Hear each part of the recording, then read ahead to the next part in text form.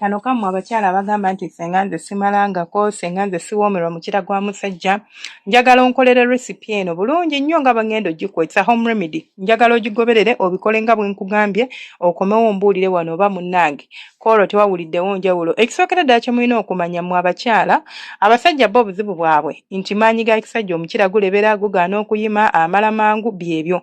Naye ate ffe abakyala naffe tulina challenges ng'ezaffe. Sirina bwagazi, kizibu nnyo okutuuka ku ntikko. Bannange tubeere benkanya. Tosobola kutuuka ku ntikko nga tolina bwagazi. Tekisoboka, it is impossible. So oba ng'oli eyo nga ostrugglinga n'okutuuka ku ntikko, oba gwagamba nti nze senga sirina bwagazi, nze simanyi mukira bwe guwooma, nze senga omusajja ne bwankwatako siwulira bulungi, njagala onfunira entangawuuzi, kye kirungo ekisooka kye tugenda okukozesa. Preferably, nandibadde njagala eri fresh, preferably, but wobanga tofunye eri fresh ng'olina just powder, it is okay. Naye wobanga olina eri fresh, nutrients ezirimu wakati mu bino ebintu tezifaanagana. Entangawuuzi eno ekuyambako ku ntambula y'omusaayi. Omukyala yenna, abasajja bokka sibe badiiringa oba sibe babonaabona ne poor circulation oba poor blood circulation. Omukyala wenna ng'omusaayi gwe tegutambula bulungi mu mubiri, naawe ogenda kwesanga nti bw'otuuka okubeera nga weegatta, amaanyi toyina, weesanga nga appetite ntini, weesanga nga toyima kumalayo, like oyima naye ati tebiwulira. Namba 2, entangawuuzi erowalinga stress ne inflammation. Ekisookera ddala entangawuuzi nga yo erina kye tuyita antioxidants. Eyo nzize njogerako ne antioxidants mbadde nzoogerako. Zikuyambako okulwanyisa kye tuyita chronic inflammation ne stress, okubeera nga omubiri gwo tegugenda kubeera mukoowu. Nabagamba omukyala alina stress kizibu nnyo okuyima, omukyala alina stress kizibu nnyo okuba n'amazzi mu mana, omukyala alina stress kizibu nnyo okubeera nga omusajja agenda kuzina mbu obiwulire, mbu bikunyumire, mbu obifiiring. It is going to be very impossible for you. It is going to be very hectic for you. Ekirala, entangawuuzi ekuyambako okuyima, n'ofuna omuyimo n'owulira ng'emmana ekutujja nga n'omusajja tannaba kukwatako. N'ofuna omuyimo n'owulira nga kyekyo, nga respondinga bulungi mentally ne physically mu nsonga y'okwegatta omuntu waba akukutteko. Namba 2, ekintu ogenda kunfunira omubisi gw'enjuki. Omubisi gw'enjuki tuzze tugulaba mu home remedies z'abasajja ezisinga zenzize nkola, nga twogera ku birungi ebigulimu. Naye ng'era bw'ogulaba ku musajja bwe guyina amaanyi ne ku mukyala bwe guyina. Ekisooka gukolanga kye tuyita fast acting carbohydrates. Gwe wena nga tolina maanyi, kubanga ekituufu kiri nti bw'oba tolina maanyi oba tolina maanyi, okitegeera, oba tolina maanyi oba tolina maanyi, tewali ky'osobola kukola. Omukazi nga talina maanyi era akuteerawo buteezi n'agamba zina bw'omala okole ki, ombikke.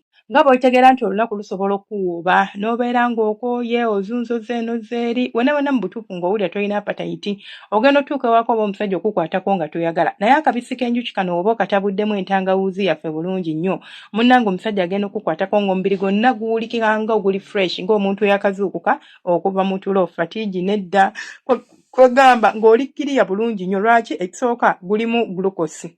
Kati glucose oyo ye absorbing oba yeegatta mu blood streams oba mu miwaatwa egitambuza omusaayi. Kati awo naakola oba nebikolanga kye nandiyise fuel, amafuta aga fueling obulamu bwo. Nti singa mbadde nga mpulira siina maanyi, mbadde nkooye, bino byonna mba ngenda beera nga nkoze ki, nga mbiwonye. Omubisi gw'enjuki gukontaininga kye tuyita boron ne vitamini B. Vitamini B eno egenda kuyambako nnyo okubeera ng'esupportinga hormonal balance. Abantu benga nti mulina hormonal balance, kigenda kuyambako nga hormones ziri balanced bulungi, nerve functioning, nti nerves zo zifunctioninga bulungi, nature gugenda kuyambako ku kintu kye tuyita muscle coordination, nti ebinywa byo bibeera bicoordinatinga bulungi n'omubiri gwo. Ekisookera ddala abakyala tulina kye tuyita pelvic floor muscle, wano wansi wano, n'abasajja bagiyina. But for omukyala, singa obeera ne weak pelvis floor muscle, kikuviirako okubeera nga emmana egaziwa, oba ng'oli mugazi, kikuviirako okuba nga tosobola contractinga bulungi kumiima mukira, ebyo byonna oba tosobola bikola. Kitegeeza nti wemba nga nfunye ebintu bino ne binnyambako okuboostinga amaanyi gange wansi wano, buno bonna bu style omusajja bw'agenda okunteekamu, ngenda coordinatinga bulungi nnyo, ate ngenda kuba nnyumirwa kubanga mba ndi active. N'ekirala, omubisi gw'enjuki gugenda kuyambako okukola nga energy booster mu mubiri gwo nti olwedde badde n'amaanyi naye nga matini. Amazima gali nti omuntu bw'aba akooye bw'aba talina maanyi ekituufu kyogerwe oba owulira toyagala bintu byakwezina oba otuusa butuusa mukolo ng'obeera ng'agamba nzina tuveewo naye ng'owulira toyagala kati kigenda kuyambako okuba nti at least oboostinga amaanyi olwedde g'oyina mu mubiri gwo n'obeera ng'ekintu kitambula bulungi nnyo oyima n'omalayo ne kigguka bulungi nnyo ddala. Ekirungo ekyakyo tugenda kutunuulira sinamooni. Ntunuulidde entangawuuzi ogenda kungatiramu mubisi gw'enjuki onfunire ne sinamooni powder. Tugenda kufuna sinamooni powder si buti. Sinamooni powder Uganda osobola okumufuna gye batunda spices. In fact byonna bye njogeddeko wano Uganda bifunika. Gye batunda spices gy'ogenda no bagamba bagala cinnamon powder bajja kuba bamukuwa. Akuyambako okwenhansinga kye tuyita blood flow. Nga bw'olaba wali eri bwe kyakoze nti omusaayi okubeera nga gutambula bulungi kati wano yo cinnamon ono kyakola oba cinnamon powder ono kyagenda okuyambako nga tumaze omumixinga bulungi nnyo n'ekirala kye tugenda okwogerako awo wammanga nti optimizinga saturation oba kye twandiise bakiyita batya systemic like systematic bakiyita to optimize systematic oluzungu bwe lunneegaana to optimize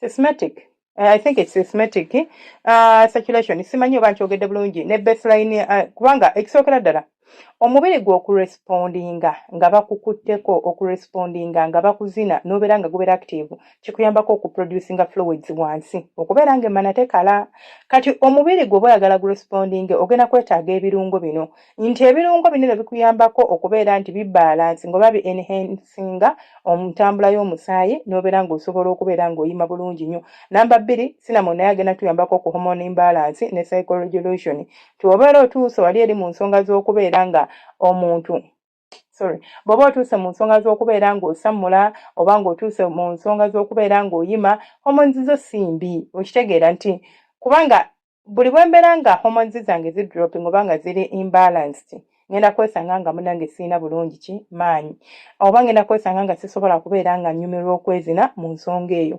Ekirala bw'oba okooye cinnamon akuyambako okufighting ekyo tuyita chronic fatigue obongo bubadde ki chronic fatigue n'obeera ng'osobola okubeera ng'onyumirwa bulungi nnyo mu nsonga z'okubeera nga weezina. Kati ekirungo ekyakyo tugenda okwetaaga ge mata kitegeeza ogenda kunfunira amata naye tugenda kozesa agabuguma tetugenda kozesa gannyogoga. Amata ago gangattiremu cinnamon powder onteremu omubisi gw'enjuki onteremu jinja bintu bina naye entangawuzi tugenda gigratinga bugratinzi ogenda nga bw'onaakwata kagreta n'ogigratinga n'ogikozesa bulungi ngeri bwetyo then ogiteeka emuli mu mata gaffe nga gwokya otekemu ejjiiko y'omubisi gw'enjuki ogitekemu ejjiiko ya cinnamon bitabule njagala obinywere nga bbawo tannaba kujja eddakiika nga 2 ogenda kuba nga nsolo mu buliri ogenda kuba nga nsolo naye binywere omusajja alina amaanyi saagala omulimu ogukuyitireko ate otandika okwejjusa mubeere bulungi akuuma atakuumira mpeera abanjagalire ate abampeera ebisinga obulungi temujjanga okwo.